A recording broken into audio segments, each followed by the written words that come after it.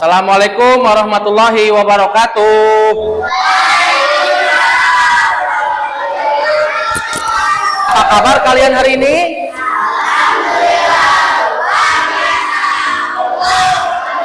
Nah, alhamdulillah, puji dan syukur kita panjatkan kehadirat Allah Subhanahu wa taala. Pada hari ini kita bisa berkumpul kembali dalam kegiatan pembelajaran P5. Ya, itu apa itu P5? Nantilah kita bahas ya secara bersama-sama. Tapi sebelumnya Buya mohon ya kepada ketua kelas untuk memimpin doa terlebih dahulu. Yuk, kita berdoa terlebih dahulu.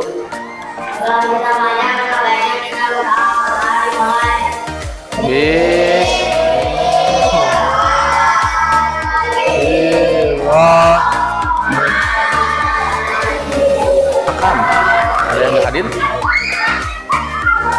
Siapa? Oh, kenapa? Izin. Oh, ke Bandung ya katanya. Baik. Pada kesempatan kali ini Buya akan menyampaikan ya kegiatan atau materi tentang P5 berkaitan dengan gaya hidup berkelanjutan. Ya, kita menyambung ya pertemuan yang telah lalu, yaitu berkaitan dengan kebinekaan global. Nah, kalau Pancasila itu ya, profil pelajar Pancasila itu mencakup umum. Sedangkan ya untuk pelajaran PAI ada yang namanya PPRA. Apa itu PPRA? Coba bacain sama Serhan. PPRA itu apa? Nah, profil pelajar rahmatan lil alamin. Jadi profil pelajar rahmatan lil alamin itu ya P5, cuman kita dikaitkan dengan nilai-nilai nah itu agama. Jadi dalam materi kali ini yaitu kita akan berkaitan dengan apa? Pemanfaatan sampah ya. Nah, dikorelasikan, dikaitkan dengan P5 ini ya. P5 kemudian ada PPRA, profil pelajar rahmatan lil alamin.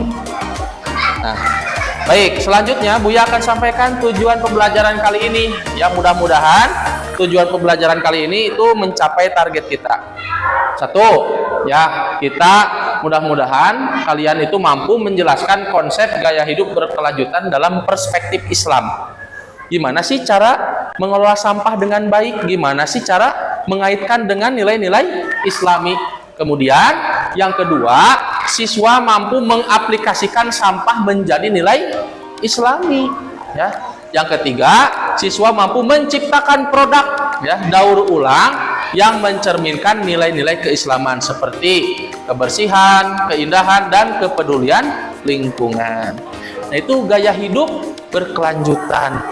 Nah, selanjutnya,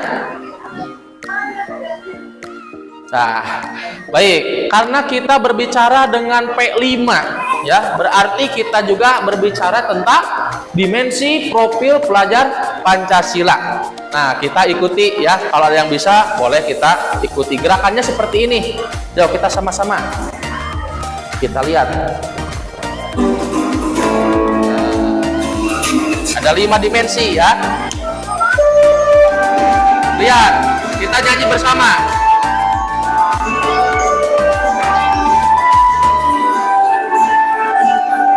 Belajar Pancasila, bernegara bertakwa, Tuhan yang esa, dan akhlak mulia, berkebinekaan yang membangun diri, kreatif dan berakhlak. Untuk hari ini kita akan mendengarkan ya, karena kapasitas Buya sebagai guru agama tidak menguasai berkaitan dengan ini ya, gaya hidup berkelanjutan, karena ini disesuaikan dengan materi dari guru yang memang menguasainya, yaitu wali kelas. Mangga kepada Bunda Lisda, waktu dan tempat disilahkan ya. Nah, ini di bagian-bagian kompas ini ada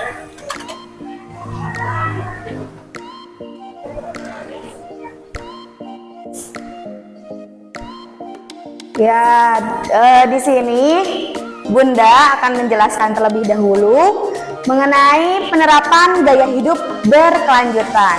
Nah, salah satu contohnya itu siswa membawa bekal ke sekolah. Kalian suka membawa bekal? Suka? Ada yang gak suka bawa bekal? Ada? Nah, nanti yang gak suka bawa bekal, usahakan dari rumah itu membawa bekal. Nah, itu adalah salah satu contoh untuk mengurangi sampah atau untuk mengurangi plastik-plastik. Selain itu, kayak misalkan kita membawa alat-alat nih dari rumah ke sekolah. Kira-kira kalian suka bawa apa aja? Misting? Suka bawa? Tumbler? Suka. Nah, nanti misalkan kalian nih mau jajan ke tukang rujak, Mang, saya mau beli ini wadahnya. Nah, itu adalah salah satu contoh dari mengurangi sampah, dan itu adalah salah satu penerapan gaya hidup untuk gaya hidup berkelanjutan. Kemudian yang kedua yaitu siswa bisa memilah dan mengelola sampah di sekolah berdasarkan jenisnya. Di sini Bunda mau tanya, jenis sampah itu ada berapa?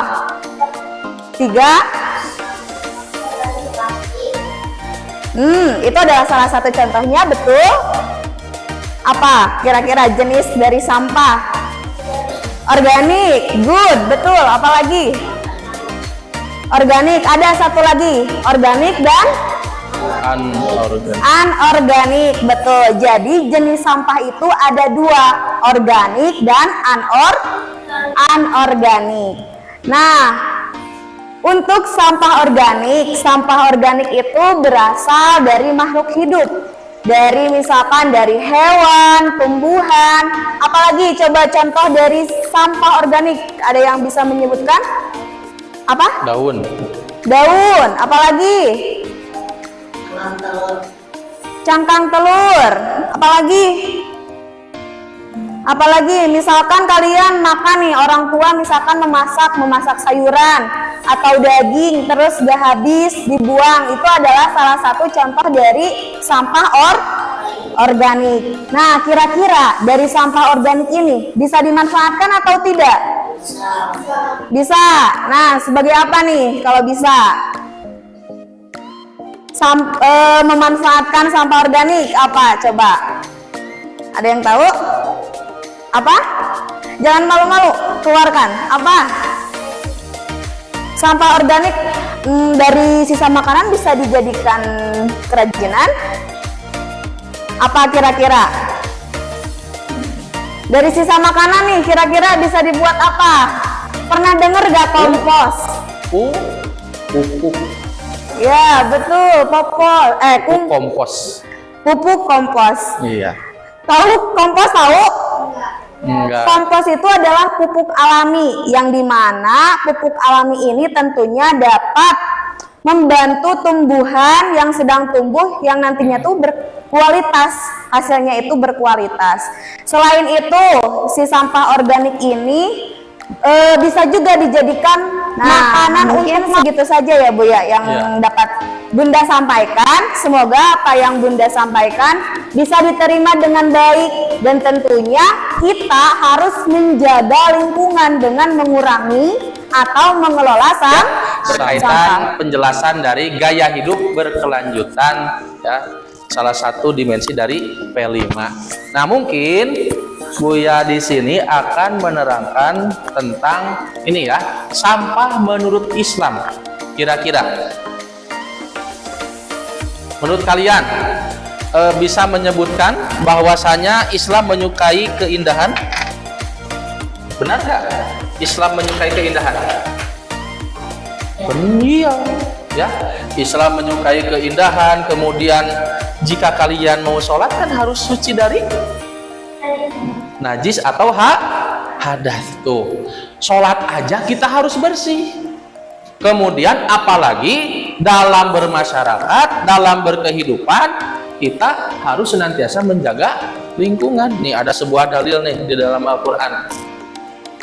Nah, dalil tentang kebersihan di dalam Quran surat At-Taubah ayat 180. Wallahu yuhibbul mutahhirin. Allah menyukai orang-orang yang membersihkan diri.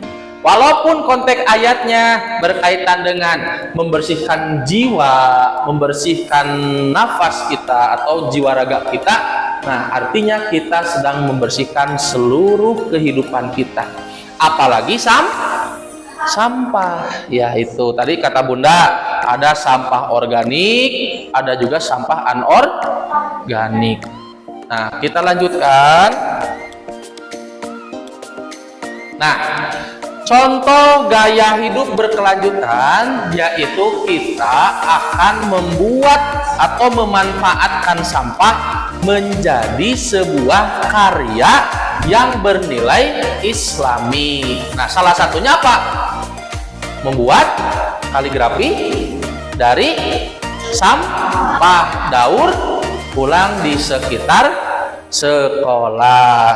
Nah, untuk selanjutnya mungkin kita akan ya merencanakan proyek ya berkaitan dengan pembuatan kaligrafi yang berasal dari daur ulang, sampah daur ulang. Contoh, ada yang bisa menyebutkan apa aja yang kita akan pelajari hari ini atau kita buat hari ini? Dari apa? Daun. Oke, karena di SDIT ini banyak pohon ya, bisa kita manfaatkan daun. Terus yang kedua, cangkang telur. Oke, karena ada warung ya, ada warung di sana, kita cari barangkali ada cangkang telur yang masih tersisa. Kemudian dari sampah plastik, ya yakinlah kalian juga suka jajan ya, suka jajan, pasti sampah plastiknya kita manfaatkan. Dan terakhir itu nih, ada yang media yang harus kita perlukan apa? Kardus ya. Nanti ya silahkan datang ke ke kantor, itu biasanya banyak kardus. Nanti kita sediain lem dan juga gunting dan kita akan berkreasi. Oke, siap kita buat? Oke, siap. Nah, baik anak-anak. Nah, ini salah satu sampah dari pohon ya, yang disebut dengan sampah organik. Nah, ini bisa dipakai untuk kegiatan ya membuat kerajinan kaligrafi Islami.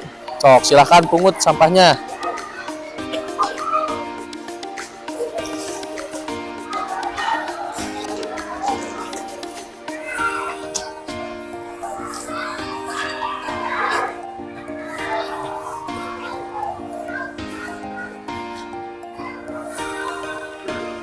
Sok, sip.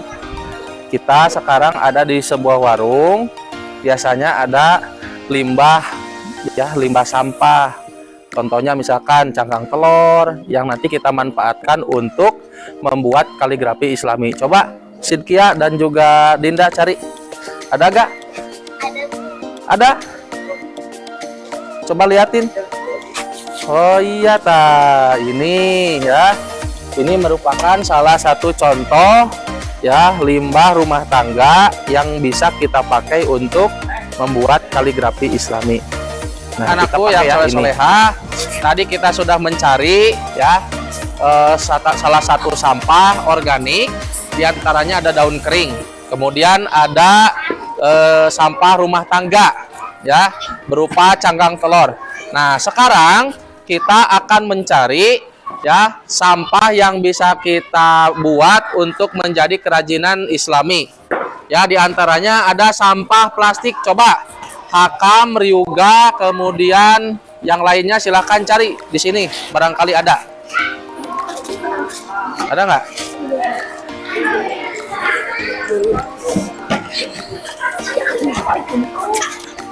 Nah, baik. Nah, ini bisa kita pakai untuk menjadi sebuah kerajinan yang nantinya kita akan ditempel memakai lem.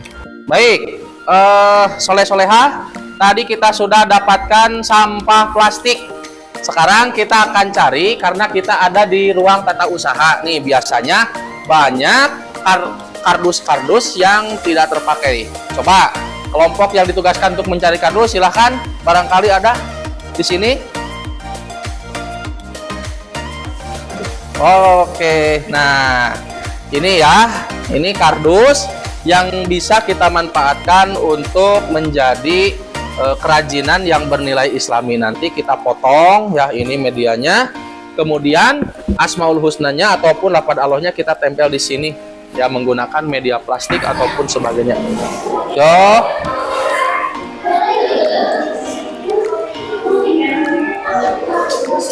Oh, lemnya udah ada lemnya? Oh, ini lemnya.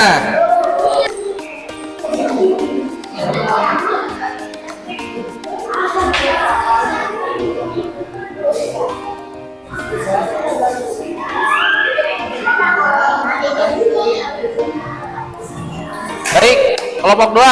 Kalian membuat kaligrafinya dari bahan apa aja? Daun. Ini daun apa? Pohon apa ini?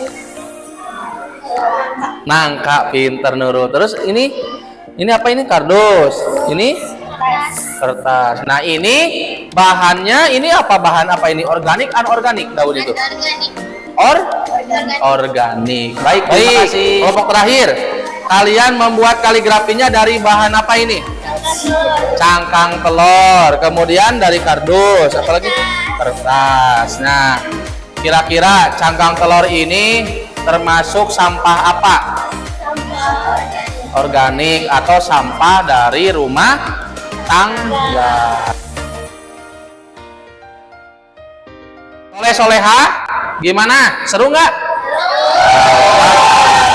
Ya, baik ya. Sebelum kita akhiri, Buya kita refleksi dulu bersama-sama. Silahkan, barangkali ada yang bisa menyimpulkan kegiatan hari ini. Oke, coba. Kesimpulan dari proyek ini, kita harus mengelola sampah dengan bijak sebagai bagian dari keimanan dan wujud kepedulian kita terhadap lingkungan. Nah, baik. Terima kasih atas kesimpulannya Senja. Kesimpulan kedua, silakan. Mengubah sampah menjadi karya Islam dari sampah merupakan salah satu bentuk kreativitas dari kita gaya hidup berkelanjutan sesuai dengan Islam. Nah, ya. Nah, itu ya, barangkali kegiatan hari ini yaitu kegiatan gaya hidup berkelanjutan. Baik, terima kasih ya.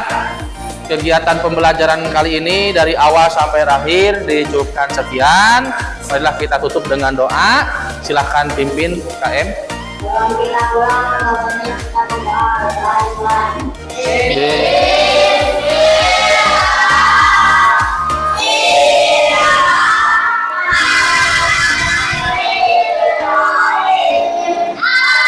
Subhana.